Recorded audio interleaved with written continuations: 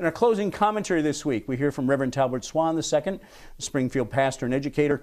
Reverend Swan is concerned about what he sees as political efforts aimed at interfering with the voting rights of many Americans.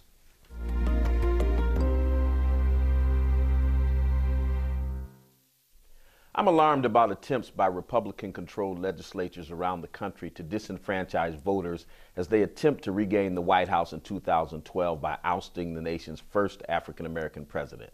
Republican lawmakers in 32 states are pushing measures that will require citizens to show state identification or proof of citizenship to vote. In New Hampshire, GOP lawmakers want limits on college students who vote in the state, potentially eliminating a key base of support for Democrats there. In Florida, ex-offenders who have completed their sentences must wait 5 to 7 years to even apply for their rights to vote to be reinstated.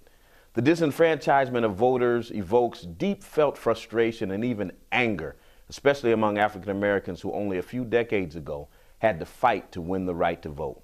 We are sometimes reluctant to talk about the legacy of racial oppression and violence with which many states are associated, or the fact that for nearly 3/4 of a century, black citizens were denied the right to vote by Jim Crow laws and the murderous activities of the Ku Klux Klan and other racist organizations. A review of this history, a subject avoided by the news media, sheds light on the magnitude of this attack on democratic rights. My parents' generation well remember the literacy tests, property qualifications, grandfather clauses, which permitted an individual to vote only if his grandfather had, thereby excluding the descendants of slaves, and other measures to disenfranchise black voters. Now, ironically, the push is being made not necessarily to disenfranchise black voters, but those most likely to vote to send a black man back to the White House for a second term. These actions are eerily reminiscent of Jim Crow-era laws and should alarm citizens everywhere. It seems that in their effort to avoid a repeat of 2008, Republican state lawmakers are trying to control people rather than persuade them.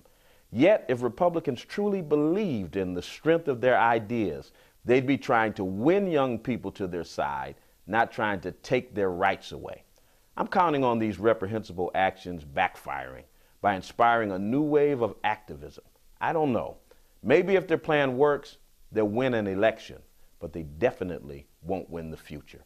I'm Reverend Talbert Swan II, and that's my point.